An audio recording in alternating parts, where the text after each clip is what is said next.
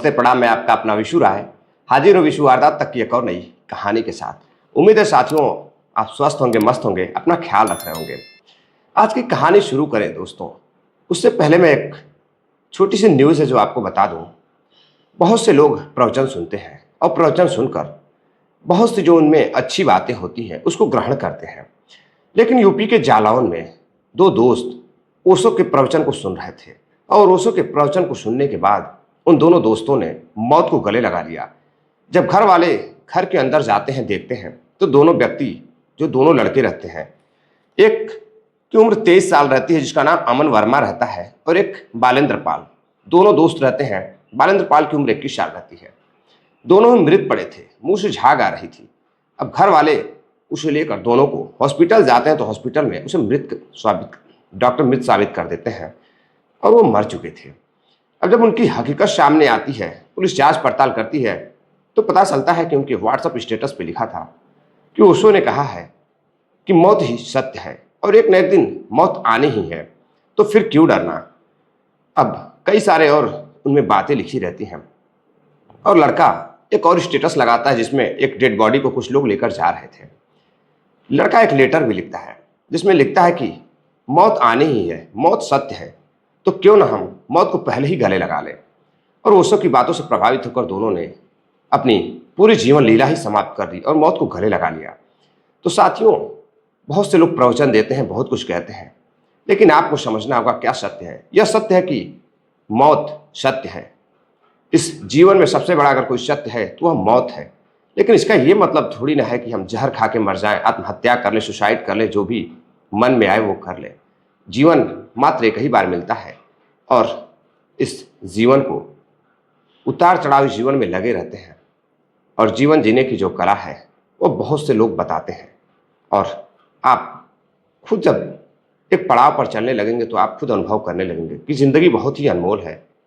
जीवन में आपकी माता है, पिता है, भाई है, बहन है, परिवार है, समाज है, सभी को देखना पड़ता है। तो ऐसी हरकतें करने से पहले साथियों एक बार अपने माता पिता के बारे में जरूर सोचें। अब उस माँ का क्या होगा, उस पिता का क्या होगा जिन्होंने इन दोनों बच्चों को जन्म दिया था। दोनों बच्चे कहीं ना कहीं नासमझी का शिकार हुए और अपने आप को मौत के हवाले कर दिया। साथियों, आते हैं आज की कहानी पर। आज की कहानी जो मैं आपको सुनाने जा रहा हूँ, यह कहानी बेहद ही रोचक है, जिसको सुनने के बाद आपको हंसी भी आएगी और आप उस व्यक्ति को, जो अपराधी है एक तरह से, आप उसको गालियां भी देंगे। एक मजबूर लड़की रहती है और एक लड़का, और मैं बात कर रहा हूं मध्य प्रदेश के धार जिले की। धार जिले में एक थाना लगता है धामनोद थाना। धामनोद थाना के अंतर्गत 20 मई को जहांपुरा से एक बारात जाती है, एक बेहद ही खूबसूरत लड़की के घर। बेहद ही धूमधाम से बारात जाती है, बारातियों का स्वागत किया जाता है, जयमाल होता है और अगले दिन सुबह दूल्हा अपने दुल्हन को लेकर घर आता है। उधर घर में छोटी बहन सुहागरात की घर वालों के साथ मिलकर अपने भाई के कमरे को सजा रही थी और भी चाची और भाभी मिलकर कमरे को सजा रहे थे। कमरा सज जाता है, रात 11 बजते हैं। दुल्हन कमरे में सो रही थी।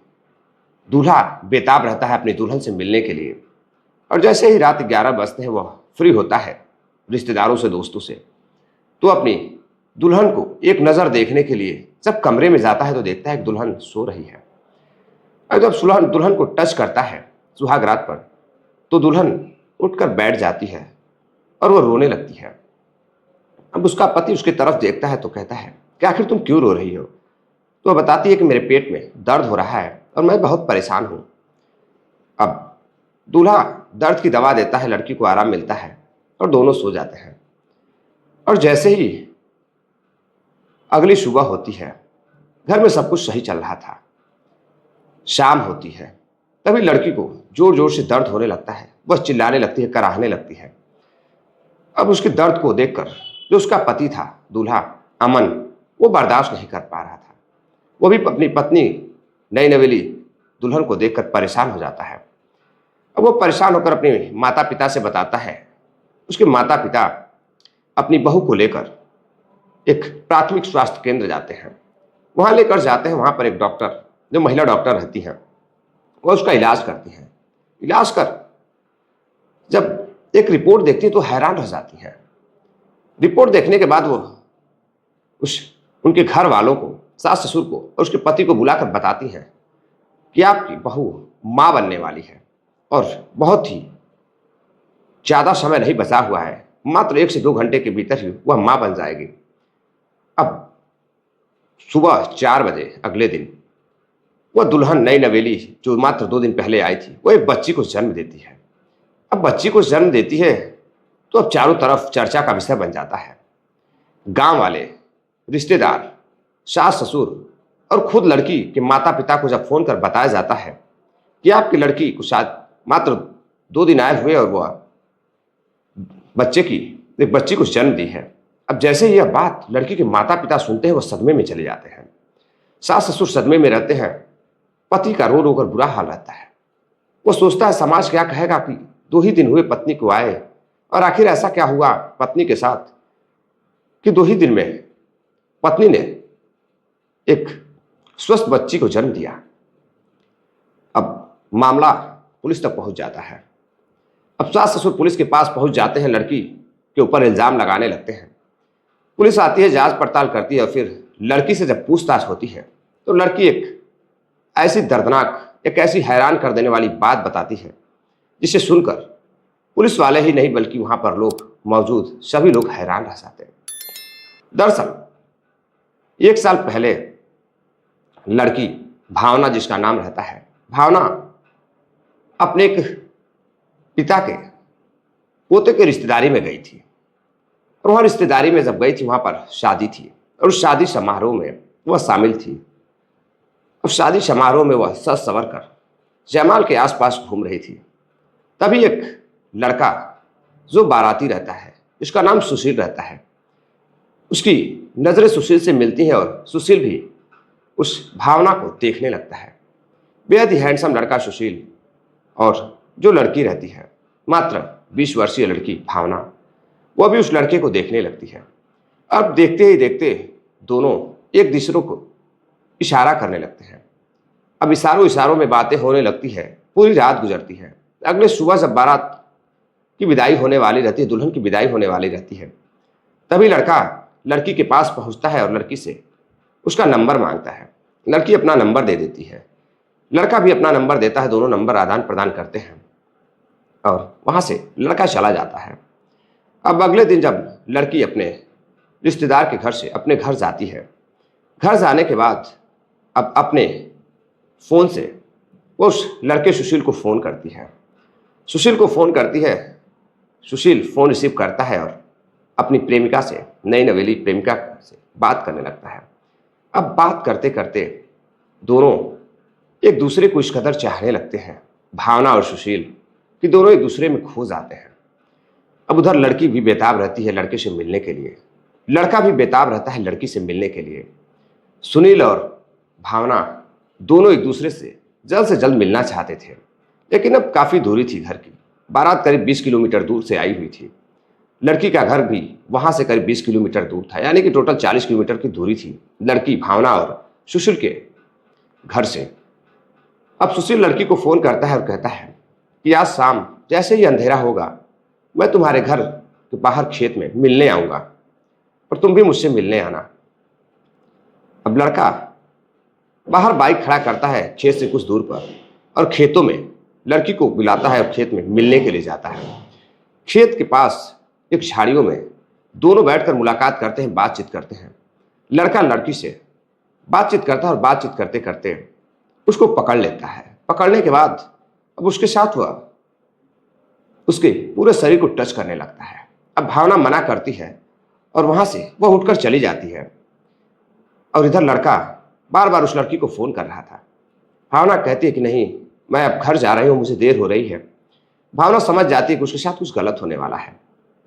लड़का भी अपने घर चला जाता है। अब 2-3 दिनों तक दोनों की बात नहीं होती है। लड़का नाराज रहता है। अब फिर लड़की को लड़के की तलब लगती है सुनील की। अब उससे बात करने के लिए वो परेशान होने लगती है। परेशान होकर फिर से फ़ोन करती है और बातचीत करती है। सुनील कहता है कि देखो, जो तुमने किया वो सही नहीं किया।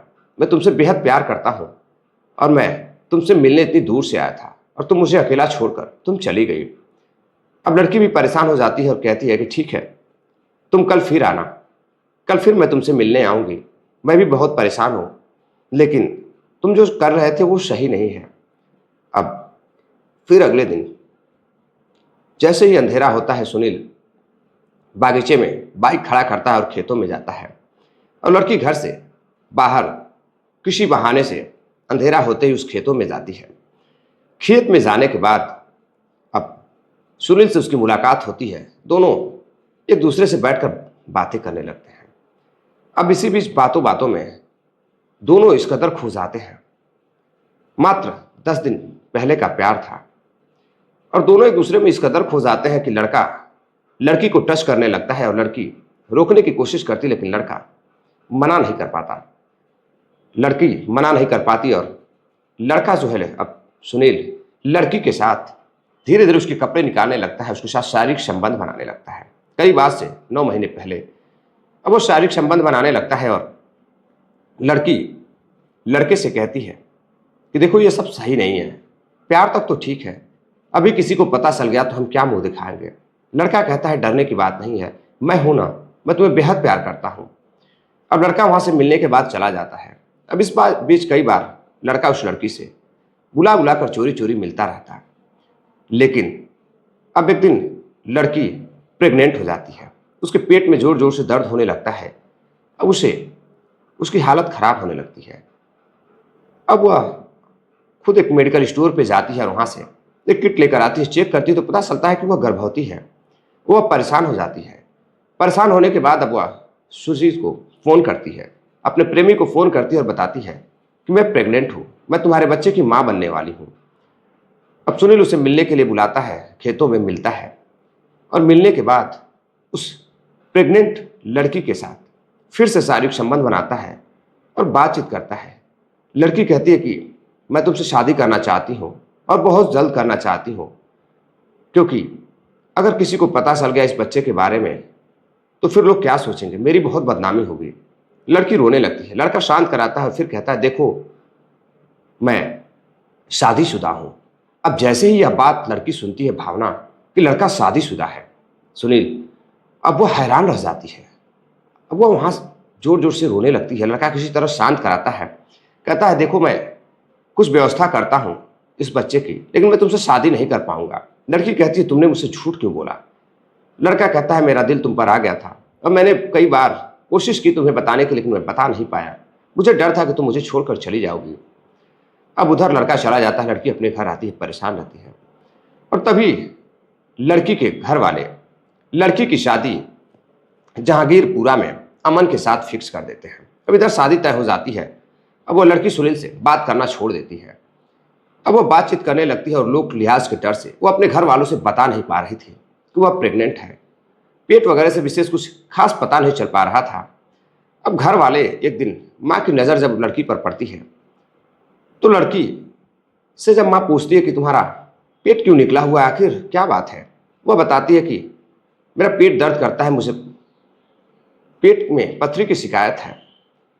अब एक डॉक्टर के पास ले जाया जाता है, लेकिन लड़की अकेले ही डॉक्टर के पास जाती है, डॉक्टर से मिलती है और आकर माँ को बताती है कि माँ मेरे पेट में पथरी है, दवा चल रहा है। अब वो लड़की रातों रातों को सोती नहीं, उसे परेशानियां होती, वह परेशान रहती, सोचती कि आखिर वह किस मुंह से कैसे अपने माँ बाप को बताए कि उसके साथ क्या हुआ है। उस सुशील नामक लड़के ने प्रेम जाल में फंसाकर लड़की के साथ रेप जैसी हरकत की और बाद में हैरान कर देने वाली बात बताई कि वह शादीशुदा है। अब वो परेशान हो जाती है। अब इसी बीच शादी तय हो जाती है। अमन और भावना दोनों एक दूसरे को पसंद करते हैं। शादी हो जाती है, शादी तय हो जाती है। कुछ दिनों बाद यानी कि 20 मई को, कुछ दिन पहले दोनों की शादी हो जाती है और शादी होते ही 2 दिनों बाद भावना एक बच्ची को जन्म देती है। अब जब यह खबर लड़की के माँ बाप को पता चलता है तो अभी शर्मसार हो जाते हैं और इधर ससुराल वाले भी शर्मसार रहते हैं। अब दोनों ही परिवार मात्र एक सुशील की गलतियों की वजह से भावना की जिंदगी खराब हो जाती है और लड़का और लड़के के घर वाले लड़की को रखने के लिए तैयार नहीं होते हैं। पुलिस सुलह कराने की कोशिश करती है, लेकिन मामला फंस जाता है। अब लड़का तो मानने के लिए तैयार हो जाता है, लेकिन घर वाले उस लड़की को रखने के लिए तैयार नहीं होते कि लड़की ने बच्चे को जन्म दिया, वो भी किसी और का बच्चा है, हम कैसे अपनाएं। लेकिन किसी तरह से समाज के लोग जुटते हैं, कुछ बड़े बुजुर्ग लोग जुटते हैं, बातचीत होती है तो लड़की दुख भरी कहानी बताती है। उसे सुनकर एक शिकायत दर्ज कराई जाती है और लड़की का बयान दर्ज कराया जाता है और उस लड़के को, सुशील को गिरफ्तार किया जाता है। गिरफ्तार कर उस लड़के को जेल भेज दिया जाता है।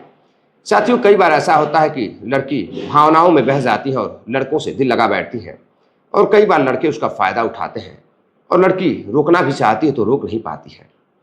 लेकिन कहीं ना कहीं यह भी गलत है कि दोनों एक दूसरे को, लड़की लड़का, प्यार कर रहे थे और शादीशुदा होने के बाद भावना को अपने प्रेम जाल में फंसाने की उस लड़के को क्या जरूरत थी। आज वह सलाखों के पीछे चला गया है और कहीं ना कहीं भावना का जो पूरा जीवन अब गुजरेगा वह एक कलंकित रूप से गुजरेगा। अब उसे समाज किस नज़र से देखता है, या तो समाज और उसके ससुराल वालों पर डिपेंड करता है। तो साथियों, ये थी आज की पूरी कहानी। इस घटनाक्रम को सुनाने का उद्देश्य साथियों आप सभी को सावधान करना है, किसी को हैरान करना या परेशान करना नहीं है। चलते चलते कुछ साथियों ने कमेंट किया है, जिनमें फिरोज खान भाई हैं, राणा गोयल जी हैं, रामनाथ कुमार जी हैं, श्रीनगर सीआरपीएफ से हैं, रमेश रॉय जी हैं, फैजल खान जी हैं, सोहन लाल सेठिया जी हैं ब्योर राजस्थान से, सुनील चौधरी जी हैं, ये भी सेंट्रल जेल राजस्थान के रहने वाले हैं, डॉक्टर ए.के. अग्निहोत्री जी हैं, इलाहाबाद प्रयागराज से। तो साथियों, कहानी कैसी लगी कमेंट बॉक्स में आप लोग कमेंट जरूर करिएगा। जब लोग आप सभी साथी कमेंट करते हैं तो हमें कहानी बनाने में, बेहतर से बेहतर अंदाज में सुनाने में अच्छा लगता है और आपका कमेंट पढ़कर काफ़ी खुशी होती है। तो साथियों, मिलते हैं एक और नई कहानी के साथ। तब तक के लिए अपना ध्यान रखिएगा, ख्याल रखिएगा। जय हिंद, नमस्कार।